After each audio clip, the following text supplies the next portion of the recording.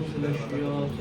الحمد لله الذي كان موجودا قبل حدوث الأشياء ويبقى بعد فناء الأشياء، وتفرد بالعنية والقدم، ووصم كل شيء ما عداه بالفناء والعدم، كما قال عز شانه كل شيء حالك إلا وجهه وكل نفس ذائقة الموت كل من عليها فان ويبقى وجه ربك ذو الجلال والإكرام. اللهم صل على محمد. سبحان من لا يخفى عليه اختلاف النية ولا يعظم عنه ماسي العباد في الخلوات.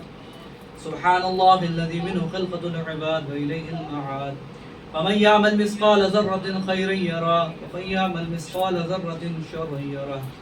أشهد أن لا إله إلا هو الملك الذي لا يناظر في ملكه ولا يضاد في حكمه، يعذب من يشاء بما يشاء كيف يشاء ويرحم من يشاء بما يشاء كيف يشاء، تعظيمه المصير عدل وعفو تفضل. ونشهد أن محمدا سيد المرسلين وخير المبشرين والمنذرين صلى الله عليه وآله ذات المهديين.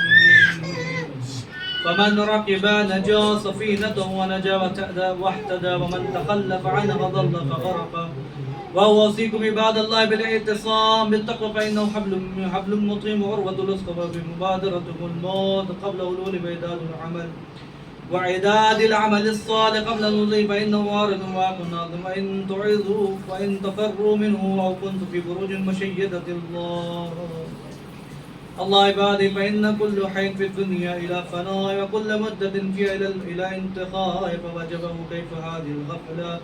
بسم الله الرحمن الرحيم. إن الله وملائكته يصلون على النبي يا أيها الذين آمنوا صلوا عليه وسلموا تسليما.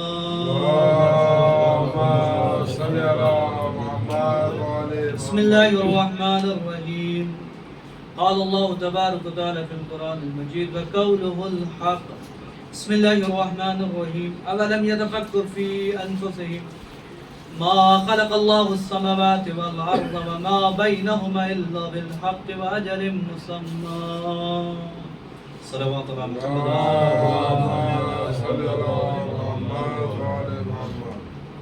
اذان محترم برادران عزیز، خداوند عالم قرآن مجید میں ارشاد فرما رہا ہے کہ کیا تم غور و فکر نہیں کرتے اس کی خلقت میں کہ جس نے 7 دنوں میں زمین کو بھی پیدا کیا اور آسمان کو بھی پیدا کیا، اس نے موت کو بھی خلق کیا اور حیات کو بھی خلق کیا، تم غور و فکر نہیں کرتے؟ تو فرماتے ہیں کہ غور و فکر ایک ایسی حقیقت کا نام ہے کہ اگر خدا تک پہنچنا ہے آپ کو تو بجائے اس کے کہ آپ ایسے ڈائریکٹ خدا تک جائے، جب تک غور و فکر نہیں کریں گے خدا تک نہیں پہنچ سکتے۔ مولا کائنات امیر المومنین علی ابن ابی طالب علیہ السلام مولا فرماتے التفکر یدعو الی البر والعمل به، مولا فرماتے ہیں کہ تفکر انسان کو نیکی کی طرف دعوت دیتا ہے اور عمل کرنے کی توفیق پیدا کرتا ہے۔ اگر آپ نے صحیح تفکر کیا، صحیح غور و فکر کی تو آپ ایک نتیجے تک پہنچ جائیں گے۔ یوں تو فکر کے بہت سے اقسام ہیں، لیکن جو مختصر بس میں آپ کی خدمت میں پیش کرنا چاہتا ہوں، ذرا توجہ فرما لیں، بہت ہی جامع گفتگو ہونے والی ہے انشاءاللہ۔ فکر ایک ایسا آئینہ ہے، اگر اس میں غور و فکر کیا جائے اس آئینے میں تو آپ کو اپنے گناہوں کی حقیقت سے آشنائی ملے گی، آپ اپنے گناہوں کو دیکھ پائیں گے، اور جب آپ اپنے گناہوں کو دیکھ پائیں گے تو اس کے کفارے کے لیے بھی کچھ نہ کچھ چارہ کوئی کریں گے، تلاش کریں گے بھائی کیا کیا جائے کہ اپنے گناہوں سے پاک ہو جائے۔ جب تک انسان فکر نہیں کرتا تب تک کسی نتیجے تک نہیں پہنچتا۔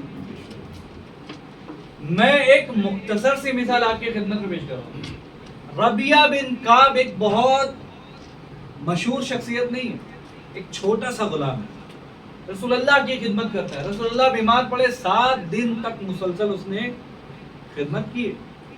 جب رسول اللہ بیماری سے ٹھیک ہوئے، دیکھیے ایک بہت بڑی بحث چھڑ جائے گی اس میں پھر بھی اشارتاً آپ کی خدمت میں پیش کر رسول اللہ بیمار پڑ رہے ہیں، جو اللہ کے نبی ہے، جس پر وحی نازل ہو رہی ہے، آپ کے فکر پر بھائی غور و فکر کریں بھائی رسول کیسے بیمار پڑتے ہیں، جبکہ قرآن کہلا قل انا بشر مثلکم، میں تم جیسا ایک بشر ہوں. تو اس کے معنی یہ نہیں ہے کہ ہر ایک ایرا غیرہ انسان آ کے کھڑا ہو جائے اور یہ کہے کہ بھائی رسول تو ہم جیسے ہیں. رسول تو ہم سے جواب رکھتے، کھاتے ہیں، پیتے، اٹھتے ہیں، بیٹھتے ہیں، گھومتے پھرتے ہیں، یہاں جاتے ہیں وہاں جاتے ہیں، ہر چیز کی رسول اللہ کو ضرورت ہے. لیکن بعد والی آیت کو فراموش مت کریے، یوحا الیہ، میں تم جیسا تو ہوں لیکن تم مجھ جیسے نہیں ہو. مجھ پر وہی نازل ہوتی، صرف وہی نازل ہو جانا آیا کیا ممتاز رکھتا ہے رسول اللہ کے زمانے سے ممتاز ہے صرف وہی کہا جانا؟ صرف وہی نازل ہو جائے تو کیا رسول اللہ زمانے میں افضل ہو گئے؟ سوال ہے نا. وہی کا نازل ہو جانا کیا رسول اللہ کو زمانے سے ممتاز کرتا ہے؟ تاکہ نہیں. وہی تو اگر آپ اپنے حقیقت میں غور و فکر کریں، اپنے وجود میں ذرا تفکر پیدا کریں اور خدا کی خالص عبادت کریں تو آپ بھی کسی نہ کسی نتیجے تک پہنچ جائیں گے. آپ کو بھی الہام ہوگا. تاریخ میں واقعات بھرے پڑے ہیں بہت سے ایسے لوگوں کے جن کو الہام ہوتا ہے.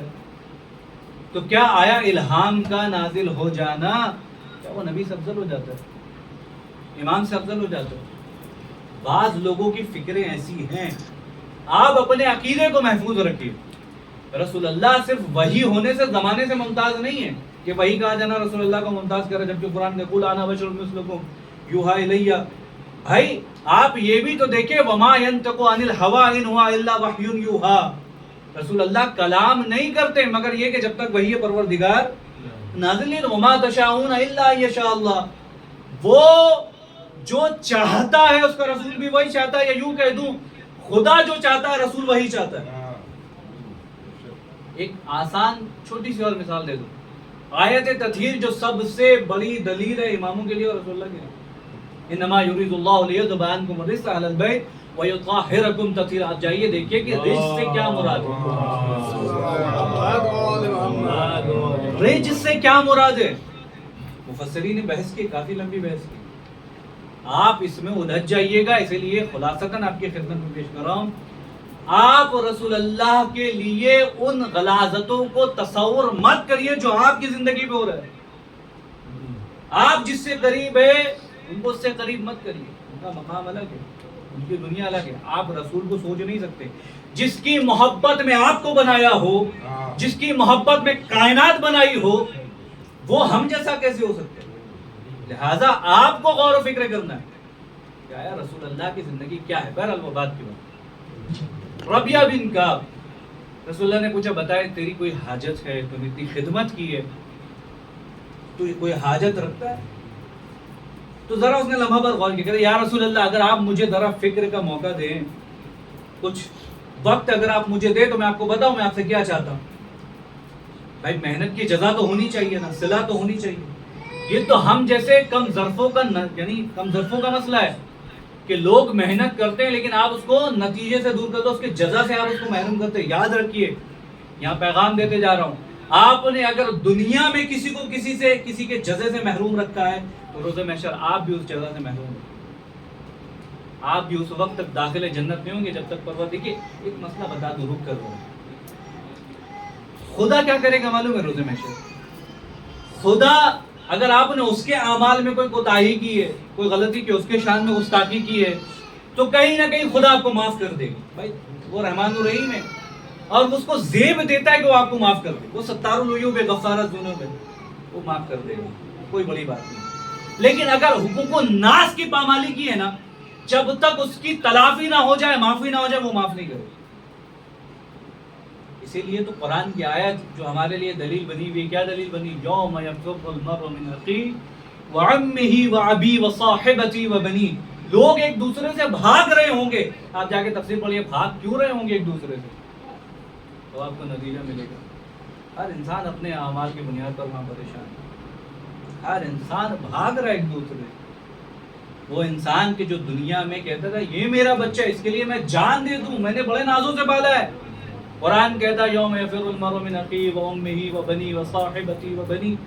بھاگ رہے ہوں گے ایک دوسرے سے، باپ بیٹے سے بھاگ رہا ہوگا، بیوی شوہر سے بھاگ رہی ہوگی، بیوی بچے سے بھاگ رہی ہوگی، ماں بچے سے بھاگ رہی ہوگی، لوگ بھاگ رہے ہیں ایک دوسرے سے. اور یہ بھاگنا صرف اولمپک میں دوڑنا نہیں ہے کہ آپ فرسٹ آ گئے وہاں پر اور آپ جیت گئے. امن سے بھاگ رہے ہوں گے، وحشت کا عالم ہوگا، ہولناک عالم ہوگا. آپ تصور نہیں کرتے. تصور ایک آپ کے وجود میں ایک چھوٹی سی شے ہے نا، لیکن یہی تصور انسان کو لعنت اللہ علیہ سے علیہ السلام بھی بنا سکتی ہے. صلوات علی محمد و آل محمد. آپ تصور کر لیں اگر آپ علیہ السلام بھی بن سکتے. حر کے وجود میں جو چیزیں پائی جاتی تھی وہ سب سے بڑی چیز کیا تھی؟ تصور، فکر. اس نے فکر کی. جب اس نے فکر کیا، کل کو جو جہنم کے دروازے پہ کھڑا تھا، صبح ہوتی وہ جنت کے دروازے پر کھڑا. بہرحال میں اشارہ کروں گا انشاءاللہ. لیکن ربیہ بن کعب کہتا ہے کہ مجھے لمحے بھر فکر کرنے کا موقع دیں یا رسول اللہ، میں آپ سے کچھ لمحوں کے بعد آپ سے ڈسکس کروں گا کہ مجھے کیا چاہیے. رات گزر گئی، صبح آیا. آنے کے بعد کہتا کہ یا رسول اللہ نے پوچھا کہ بھائی کوئی حاجت ہے تو بیان کر، کل میں نے تجھ سے کہا تھا جو صلہ چاہیے مجھ سے مانگ لے. دریائے سخاوت جوش میں آج رسول جو مانگے گا رسول عطا کر دے گا.